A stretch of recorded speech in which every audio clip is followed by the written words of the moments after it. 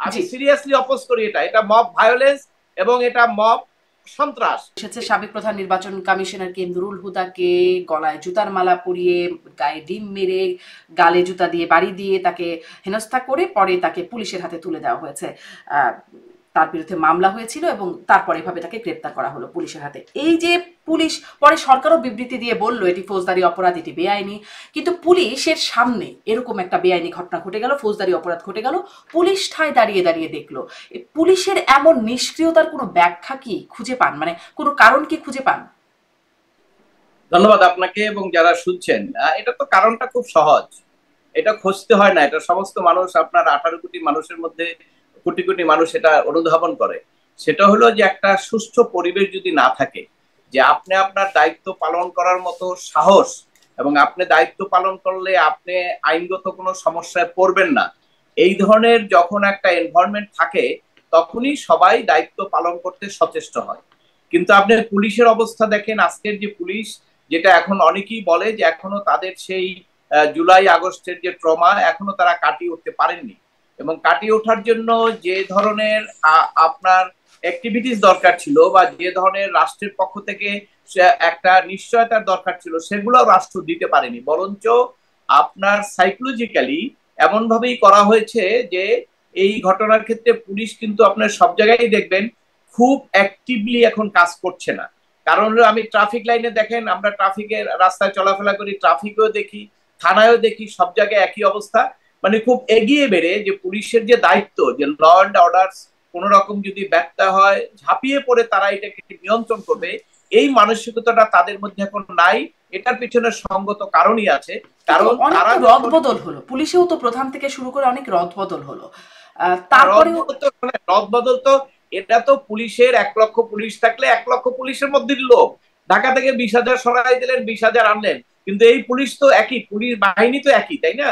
ব্যক্তি হয়তো পরিবর্তন হচ্ছে, ব্যক্তি পরিবর্তন তো কিছু আসে যায় না।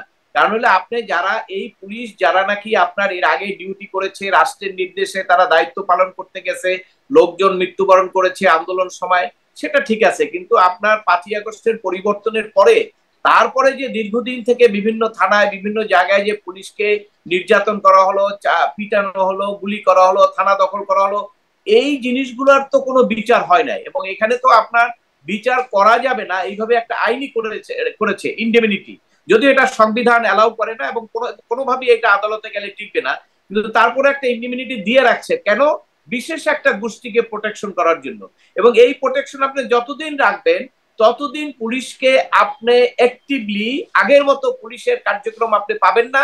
কারণ পুলিশ এখনো মনে করে তারা মব সন্ত্রাসের শিকার হতে পারে, এবং এটা তো বাস্তবতা আমরা দেখেছি। কারণ আজকে যে বললেন যে 2 জন পুলিশ 4 জন ওখানে ছিল, তারা যদি নুরুল সাহেবকে সেভ করতে গিয়ে ওই লোকগুলোকে যদি তারা ধরেন কোন রকম বল প্রয়োগ করতো বা তাদেরকে লাঠি পেটা করতো, তাহলে কি হতো অবস্থাটা?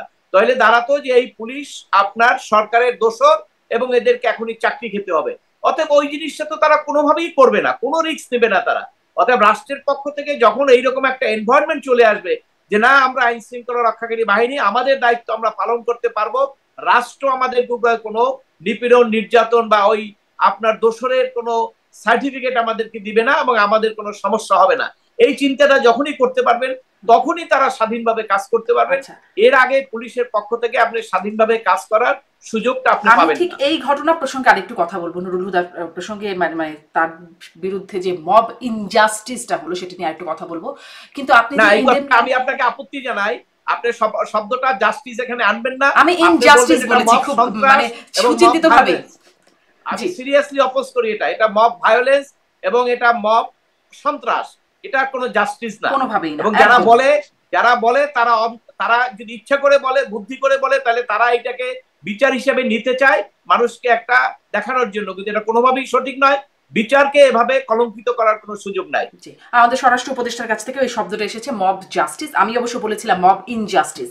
আমি আপনার কাছ থেকে আসলে সেই ইনডেমনিটির কথাটা একটু শুনতে চাই, যেটির কথা বলছিলেন, যার কারণে পুলিশের মনোবল ভেঙে গেছে বা পুলিশ ঠিক মতো কাজ করছে না।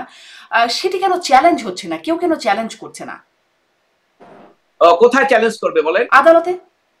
আদালত কি, আমরা যে 5ই আগস্টের আগে যে আদালতের পরিস্থিতি পরিবেশ ছিল, এই পরিবেশ পরিস্থিতি বাংলাদেশে কি অবস্থায় বিদ্যমান আছে, এটা যারা আমরা আদালতে আছি তারা বুঝতে পারি। আদালত স্বাধীনভাবে এই মব মব ভায়োলেন্সের কারণে, মব সন্ত্রাসের কারণে আদালতও স্বাধীনভাবে কাজ করতে পারে না, যেমন পুলিশ পারে না। কারণ আপনি যখনই কাউকে জামিন দিতে যাইবেন তখনই আপনাকে আক্রমণ করা হবে এবং তখনই আপনাকে দোষর বলা হবে, এবং যখন আপনি কোনো অর্ডার দিতে যাবেন তখন আপনাকে কোর্ট চেঞ্জ করে দেওয়া হবে।